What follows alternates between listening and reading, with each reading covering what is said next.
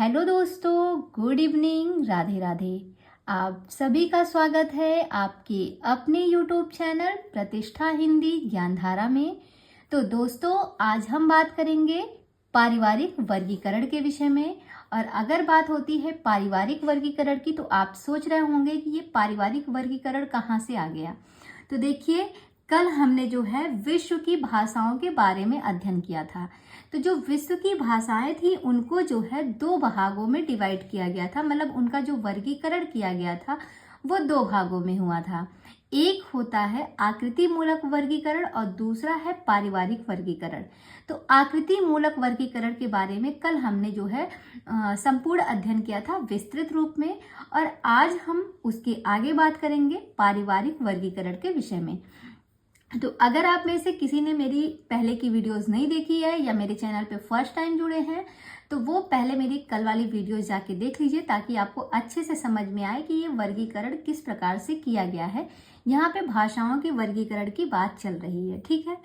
तो आज हम देखते हैं पारिवारिक वर्गीकरण के विषय में। तो देखिएगा, पारिवारिक वर्गीकरण जो है, पारिवारिक वर्गीकरण को वंशात्मक, वंशानुक्रमिक, कुलात्मक या ऐतिहासिक वर्गीकरण भी कहते हैं। यहाँ पे जो पारिवारिक वर्गीकरण है इसके अन्य नाम बताए गए हैं। इन्हें वंशात्मक भी कहा जाता है, वंशानुक्रमिक भी कहते हैं, कुलात्मक भी कहते हैं और ऐतिहासिक वर्गीकरण भी कहा जाता है। तो इनके नामों पर आप विशेष ध्यान दीजिएगा। प्रश्न बना के पूछ सकता है कि पारिवारिक वर्गीकरण का नाम निम्न में से कौन सा नहीं है। तो देखिए, वंश मतलब होता ही है, वंश जो होता है परिवार में ही बढ़ता है, होता है ना। तो आप यहाँ से इनको याद रख सकते हैं।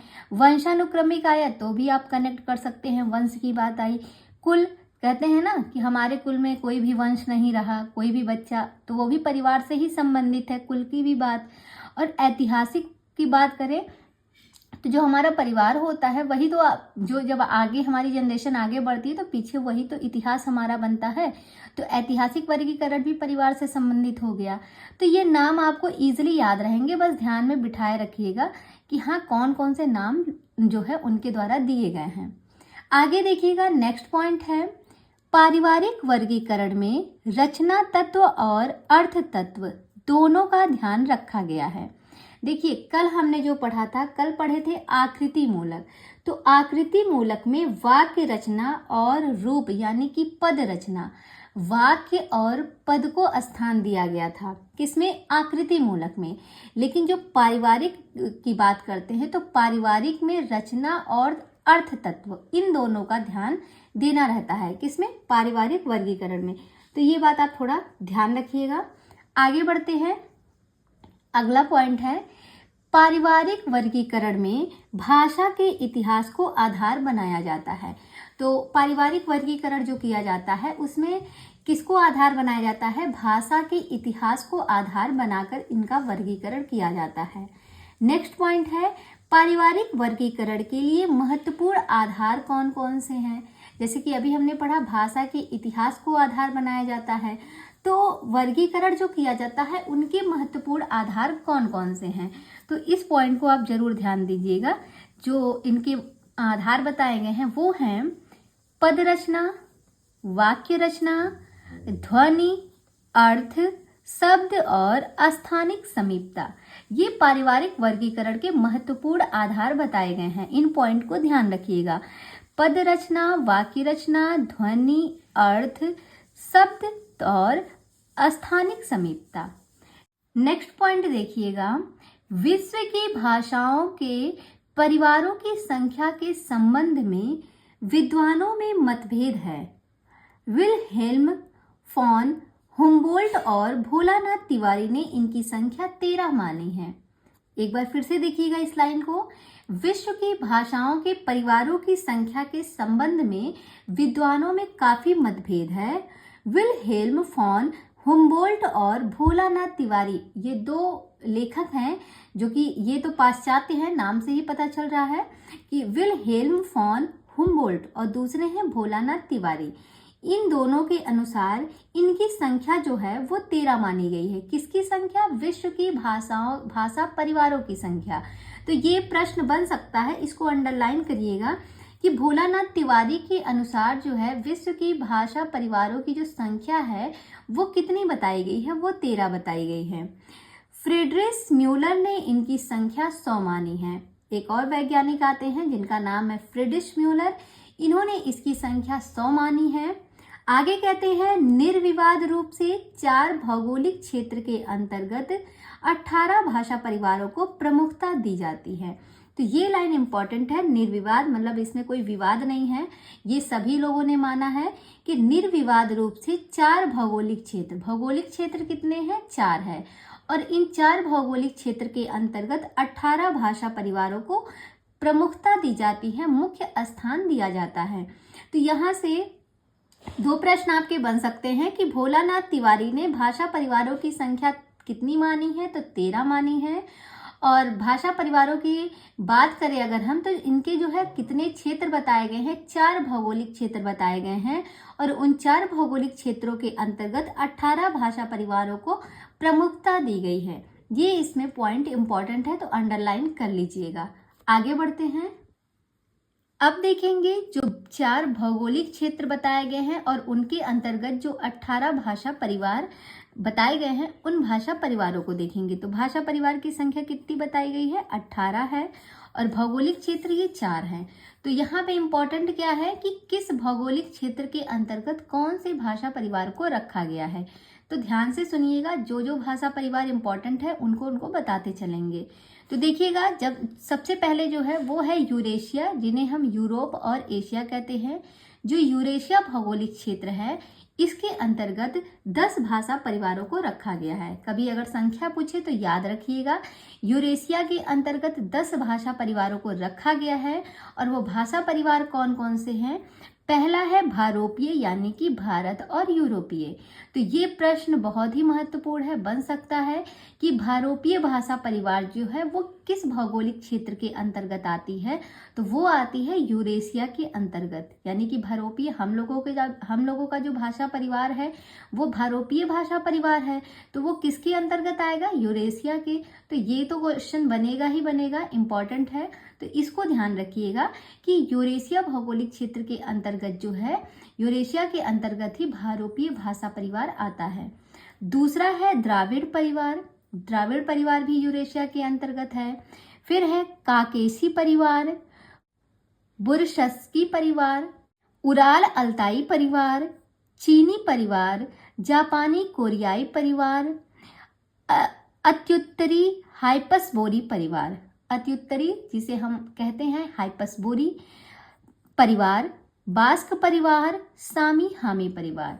ये सारे के सारे परिवार किसके अंतर्गत आते हैं? तो यूरेशिया के अंतर्गत आते हैं। ध्यान रखिएगा, एक बार फिर से देख लीजिएगा, भारोपीय यानी कि भारत और यूरोपीय, द्राविड़ परिवार, काकेसी परिवार, बुरशस्की परिवार, उराल अल्ताई परिवार, चीनी परिवार, जापानी कोरियाई परिवार, अत्युत्तरी हाइपसबोरी परिवार, बास्क परिवार और सामी हामी परिवार। अब इसमें महत्वपूर्ण कौन कौन सा है? तो भारोपीय हो गया, द्राविड़ हो गया, आपका चीनी परिवार हो गया, बास्क परिवार और सामी हामी। इनको जरा ज़्यादा ध्यान दीजिएगा, बाकी किसी से भी प्रश्न बन सकता है, ठीक है। ये हो गया यूरेशिया का। आगे देखिएगा अफ्रीका। अफ्रीका भूखंड की अगर हम बात करें तो अफ्रीका के अंतर्गत सुदानी परिवार, बंतू परिवार, होते तोत बुशमैनी परिवार, 3 परिवार आते हैं अफ्रीका के अंतर्गत। तो अफ्रीका के अंतर्गत 3 परिवार आते हैं, इनको हम कैसे याद रखेंगे? तो इनको याद करिएगा, एक लाइन आप याद करिएगा कि अफ्रीका के होते तो बंदूक का सुंदर दाम मिलता। अफ्रीका के होते यानी कि अफ्रीका भूखंड, अफ्रीका के होते तो से होते तोत हो गया, ठीक है। अफ्रीका के होते तो से हो जाएगा होते तोत परिवार। होते तो बंदूक यानी कि बंदूक को कनेक्ट कीजिएगा बंतु से। होते तो बंदूक का सुंदर दाम मिलता, सुंदर दाम यानी कि सुदामी परिवार। सुंदरदाम यानी कि सुदामी परिवार। तो ये कनेक्ट हो गया अच्छे से। तो ये लाइन आप याद करिएगा कि अगर अफ्रीका के होते तो बंदूक का सुंदर दाम मिलता। तो ये हो गए अफ्रीका भूखंड के भाषा परिवार।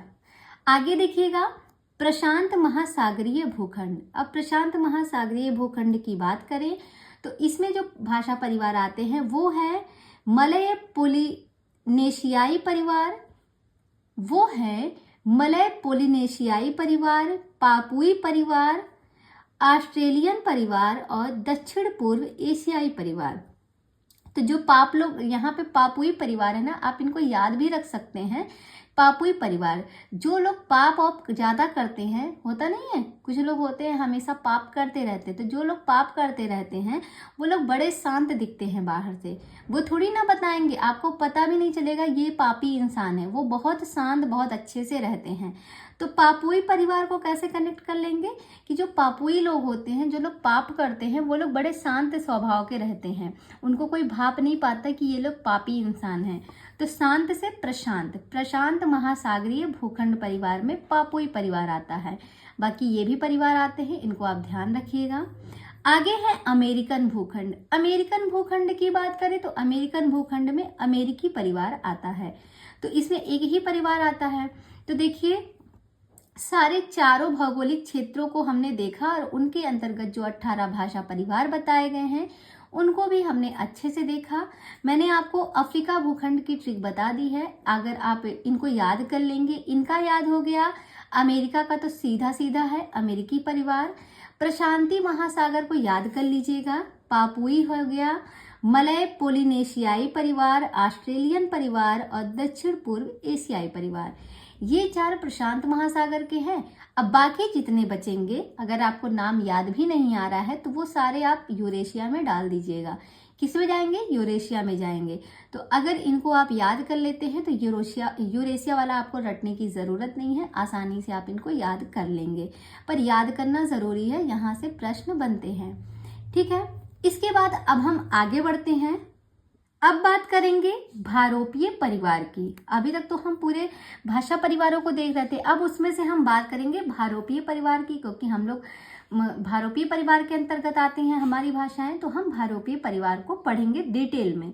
ठीक है, तो देखिएगा भारोपीय परिवार को इंडो जर्मनिक, आर्य परिवार, भारत हित्ती परिवार के नाम से भी जाना जाता है। यानी कि जो भारोपीय परिवार है इनके और भी नाम हैं।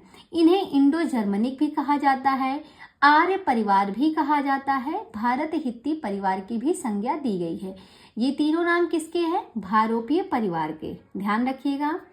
अगला पॉइंट है भारोपीय परिवार की 10 शाखाएं हैं। ये इंपॉर्टेंट है, अंडरलाइन करिएगा। जैसे आपने पढ़ा है कि जो यूरेशिया है, यूरेशिया के अंतर्गत 10 भाषा परिवार रखे गए हैं। तो उनमें से जब आप भारोपीय भाषा परिवार को निकालते हैं, जो भारोपीय परिवार है उसकी भी 10 शाखाएं हैं। ठीक है, कंफ्यूज मत होइएगा। यूरेशिया के अंतर्गत 10 भाषा परिवार है और उन 10 भाषा परिवार में भारोपीय परिवार भी आता है। तो भारोपीय परिवार को जब हम लेते हैं तो उसकी 10 शाखाएं हैं और उन 10 शाखाओं को ध्वनि के आधार पर 2 वर्गों में बांटा गया है। और वो 2 वर्ग कौन कौन से हैं? सतम और केंतुम। ये प्रश्न बनता है, तो याद रखिएगा जो भारोपीय भाषा परिवार है उसकी 10 शाखाएं हैं और उन 10 शाखाओं को ध्वनि के आधार पर 2 वर्गों में बांटा गया। और वो 2 वर्ग कौन कौन से हैं? एक है सतम और दूसरा है केंतुम। तो देखते हैं सतम में कौन से हैं और केंतुम वर्ग में कौन कौन से भाषा परिवारों को रखा गया है। बात करें सतम वर्ग की, तो सतम वर्ग में देखिएगा इसमें आपके आते हैं भारत ईरानी, आर्य जिन्हें हम कहते हैं, दूसरा है बाल्टोस्लाविक, तीसरा है आर्मेनी और चौथा है अल्बानी या इलीरियन। तो ये 4 जो है ये सतम वर्ग के अंतर्गत आते हैं। किसके अंतर्गत? सतम वर्ग के अंतर्गत। अब देखिए अगर आपको एक वर्ग याद हो गया तो दूसरा आपको याद करने की जरूरत नहीं है, क्योंकि प्रश्न ऐसे ही पूछेगा कि इसमें से कौन सा सतम वर्ग में नहीं आता है। तो अगर 4 याद है तो आप बता सकते हैं। और अगर मान लिया केतुम वर्ग का पूछ लिया और दे दिया कि 4 ऑप्शन दिया, कौन सा केतुम वर्ग के अंतर्गत नहीं आता, तो जब सतम का याद रहेगा तो आप अलग से छाट सकते हैं कि केतुम वर्ग में कौन कौन सा जाएगा। तो इनको याद कर लेते हैं। शतम वर्ग में कौन कौन से भाषा परिवार हैं, तो इनको आप ऐसे याद रख सकते हैं। भारत की आर्मी सबसे अलग बा, भारत आर्मी सबसे अलग बा, इससे आप याद हो जाएगा। जैसे भारत से हो गया भारत ईरानी, भारत की आर्मी, आर्मी से हो जाएगा आर्मीनी, अलग से हो जाएगा अल्बानी और बा से हो जाएगा बाल्टो। तो भारत की आर्मी सबसे अलग बा, बात तो सही है। जो हमारे देश, हमारे भारत की आर्मी है वो सबसे अलग है। तो अगर इस ट्रिक से आप कनेक्ट करेंगे तो याद भी हो जाएगा, और वो हमेशा सत्य की राह पे चलती है। आगे इसको जोड़ लीजिएगा, भारत की आर्मी सबसे अलग बा जो हमेशा सत्य की राह पे चलती है, यानी कि ये शतम वर्ग के हैं। ठीक है, सत्य की राह यानी कि शतम वर्ग के हैं। तो अच्छे से कनेक्ट हो गया। अब केतुम वर्ग की बात करें तो केतुम वर्ग में आपके जो आते हैं उनको देखते हैं। तो उसमें आएंगे जर्मानिक, जिन्हें हम ट्यूटानिक भी कहते हैं, केल्टिक, ग्रीक, तोखरी, हिटाइट और इटालिक, ये सारी भाषाएं जो हैं ये केतुम वर्ग में आती हैं। इसके बाद आगे हम बढ़ते हैं। आगे है अगला पॉइंट है, डॉक्टर ग्रियर्सन ने भारत ईरानी आर्य, जिन्हें हम शतम वर्ग में रखे हैं, उनकी बात हो रही है कि जो डॉक्टर ग्रियर्सन थे, इन्होंने भारत ईरानी आर्य की 3 उपवर्गों का उल्लेख किया था। मतलब भारत ईरानी आर्य जो भाषा है इसका जो है 3 उपवर्गों में उल्लेख किया है। और वो 3 उपवर्ग जो बांटे हैं वो कौन कौन से हैं, तो वो है ईरानी, दरद और भारतीय आर्य भाषा, ये 3 हैं। तो इनको हम कैसे याद करेंगे, तो इनको याद करिएगा कि जो भारतीय आर्य भाषा है, भारतीय आर्य भाषा को देखकर ईरानी को दर्द होने लगा, और जब उनको दर्द होने लगा तो वो गिर गए यानी कि ग्रियर्सन। तो भारतीय आर्य भाषा को सुनकर कह सकते हैं, भारतीय आर्य भाषा को सुनकर ईरानी लोगों को दर्द होने लगा और वे गिर गए। तो गिर गए, ग्रियर्सन, ईरानी से ईरानी लोग, और दर्द होने लगा से दर्द, और क्या सुनकर दर्द होने लगा, भारतीय आर्य भाषा सुनकर। तो आप ऐसे इनको कनेक्ट कीजिएगा कि जो भारतीय आर्य भाषा थी उनको सुनकर ईरानी लोगों को दर्द होने लगा और वे गिर गए। तो गिर गए से ग्रियर्सन को याद रखिएगा, और ग्रियर्सन ने जो है भारतीय ईरानी आर्य भाषा के 3 उपवर्गों में उल्लेख किए थे, वही ये 3 उपवर्ग हैं। आगे देखिएगा, अगला पॉइंट है, ईरानी साहित्य का प्राचीनतम धर्म ग्रंथ अवेस्ता 7वीं सदी ईसा पूर्व है। अवेस्ता का अर्थ शास्त्र होता है। जो अवेस्ता का अर्थ होता है वो होता है शास्त्र। तो ये इंपॉर्टेंट लाइन है, इसको अंडरलाइन करिएगा। अवेस्ता का अर्थ पूछ सकता है।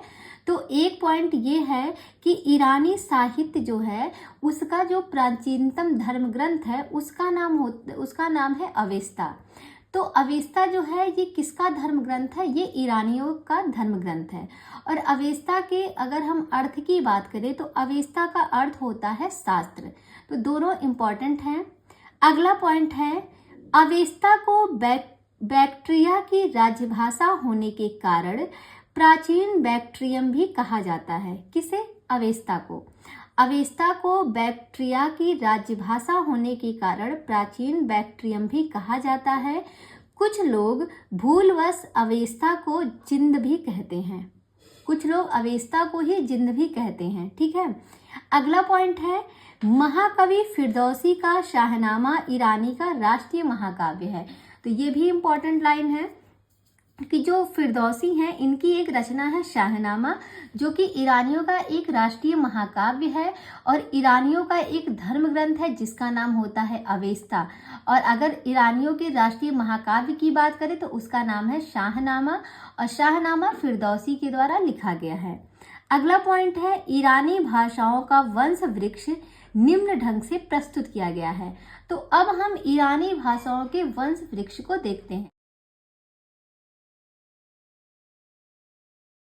चलिए देख लेते हैं इनके द्वारा जो भाषाओं का वर्गीकरण किया गया है वो कैसे किया गया है, इनकी मतलब किस प्रकार से इन्होंने वर्गीकरण किया है ईरानी भाषाओं का। ठीक है, आगे देखते हैं। यहाँ देखिए स्क्रीन पे आपको ईरानी भाषा का पूरा चार्ट दिख रहा होगा। चलिए इस चार्ट को हम पढ़ते हैं। ठीक है। तो देखिए ईरानी भाषा जो है पहले ये दो भागों में बटी, एक भाग हुआ पश्चिमी ईरानी और दूसरा हुआ पूर्वी ईरानी। तो देखिएगा जो ईरानी लोग थे, ईरानी के ऐसे कनेक्ट करिएगा, ईरानी के जो है दो बच्चे थे, एक था पश्चिमी और दूसरा था पूर्वी। एक बेटा उसका पश्चिम में रहता था और दूसरा बेटा पूरब में रहता था। तो जो पश्चिम में बेटा रहता था वो मिडिल क्लास फैमिली से था और वो प्राचीन चीजों पर ज्यादा विश्वास रखता था। जो पश्चिम में उनका बेटा रहता था ईरानियों का, वो मिडिल क्लास फैमिली से रहने वाला था और उसको जो है प्राचीन चीजों से ज्यादा विश्वास था। मतलब कि कह सकते हैं जो उसकी पुरानी प्रथाएं थी उन पर वो ज्यादा विश्वास करता था। और जो लोग उन चीजों पर ज्यादा विश्वास करते हैं, अपनी जिंदगी में कोई आने वाले समय में कोई परिवर्तन नहीं करते हैं, उनकी जिंदगी वहीं रुक जाती है। ठीक है। अब देखिए पश्चिमी का तो इसके आगे कोई भाग नहीं हुआ, तो इनको आप ऐसे याद रख लीजिएगा कि पश्चिमी वाला जो बेटा था उनका वो मिडिल क्लास फैमिली से था और वो जो है प्राचीन यानी कि प्राचीन चीजों पर ज्यादा भरोसा करता था, इसलिए उसकी फैमिली आगे नहीं बढ़ी। तो इनका भेद यहीं तक हुआ। अब बात करते हैं पूर्वी की। ये तो प्राचीन वाले बेटे की ये तो पश्चिमी वाले बेटे की बात हो गई। अब बात करते हैं जो उनका बेटा पूरब में रहता था उसकी क्या स्थिति थी। तो बताया गया जो पूरब में रहता था उनके दो बच्चे हुए, एक हुआ अवेस्ता और दूसरा हो गया मोगदियन पामीर। एक हुआ अवेस्ता और दूसरा हो गया मोगदियन पामीर। अवेस्ता जो है, अवेस्ता के कई बच्चे हुए, मतलब अवेस्ता की बात करें तो वो आगे बढ़ के और भी नए नए काम किया अवेस्ता ने। तो अवेस्ता के कितने भाग हो गए देखिएगा, वर्गिस्ता, पश्तो, पहलवी, देवारी, बलूची, ओसेटिक और कुर्दी। ये सारे भेद किसके हो गए? ये सारे भेद अवेस्ता के हो गए। ध्यान रखिएगा किसके हो गए? अवेस्ता के सारे भेद हो गए। तो इनको अवेस्ता के भेदों को आपको याद रखना है। ये प्रश्न बन सकता है कि ये किसके भेद हैं, तो एक बार ध्यान रख लीजिएगा अवेस्ता के भेद को। तो अवेस्ता के भेद को याद रखने के लिए इसकी एक ट्रिक है। अवेस्ता के देवर ने, अवेस्ता कोई लड़की है, उसके देवर ने कुर्ती पहनकर बलूचिस्तान में पहलवानी दिखाई और वर्गिस्ता को पस्त कर दिया। किसको पस्त कर दिया? वर्गिस्ता को। अब इसको समझिएगा, अवेस्ता के देवर ने, अवेस्ता के देवर यानी कि देवर से हो जाएगा देवारी। देवर ने कुर्ती को बनाइएगा कुर्ती। तो जो उनके देवर थे उन्होंने कुर्ती पहनकर बलूचिस्तान से हो जाएगा बलूची में पहलवानी से हो जाएगा पहलवानी दिखाई और वर्गिस्ता से पहलवानी दिखाई। वर्गिस्ता नाम का कोई व्यक्ति रहा होगा, वर्गिस्ता को पस्त कर दिया। पस्त से हो जाएगा पस्तो। तो ये सारा कनेक्ट हो गया। ठीक है, आराम से समझ में आ गया होगा। तो इसको आप याद कर लीजिएगा। और बात करें फिर पहलवानी की, तो भाई पहलवानी जो होती है वो एक लोगों में होती ही नहीं। कभी भी पहलवानी होगी तो उसकी मतलब पहलवानी तो दो लोगों में होती है ना। तो जो पहलवानी दो लोगों में हुई तो पहलवानी के दो भाग हो गए, एक हो गया हुज्वा रेश और दूसरा हो गया पाजद। और यही हुज्वा रेश और पाजद को जो है हम आधुनिक फारसी कहते हैं। जो हुज्वा रेश और पाजद है इन्हीं को हम आधुनिक फारसी कहते हैं। तो ये चार्ट आपको समझ में आया? एक बार इस चार्ट को फिर से रिवाइज करते हैं ताकि आपके दिमाग में ये सेट हो जाए। देखिएगा जो ईरानी लोग थे उनके दो बेटे हुए, एक पश्चिम में रहता था, एक पूरब में रहता था। तो जो पश्चिम में था वो मिडिल क्लास फैमिली से रहता था और वो प्राचीन चीज़ों में ज़्यादा विश्वास रखता था, इसलिए उसकी फैमिली आगे नहीं बढ़ी। मतलब इसका जो वर्गीकरण था वो यहीं तक हुआ। अब बात करते हैं पूर्वी वाले बेटे की। जो उनका बेटा पूरब में रहता था उसकी बात करें तो जो पूरब में रहता था उसके दो बच्चे थे, एक था अवेस्ता और दूसरा था मोगदियन पामीर। तो मोगदियन पामीर की बात करें तो वो वहीं पे अटक के रह गया। अवेस्ता की जो बात करें, अवेस्ता एक लड़की थी, इसको आप ऐसे कनेक्ट कर लीजिएगा। तो पूर्वी की बेटी थी अवेस्ता और अवेस्ता जो लड़की थी उसके कई भेद हुए। लड़की के कई परिवार बने। भाई लड़की की शादी कर दी जाती है तो उसके कई परिवार बनते हैं। तो वहां से आप इनको कनेक्ट करिएगा कि अवेस्ता के जो कई भेद हुए थे तो उसमें अवेस्ता का जो देवर था, अवेस्ता के देवर ने कुर्ती पहनकर बलूचिस्तान में पहलवानी दिखाई और वर्गिस्ता को पस्त कर दिया। और एक है ओसेटिक। ओसेटिक को भी याद कर लीजिएगा। तो ये हो गया अवेस्ता के भेद। उसके बाद जो पहलवानी है, पहलवानी उसमें से पहलवानी को उठा लेना।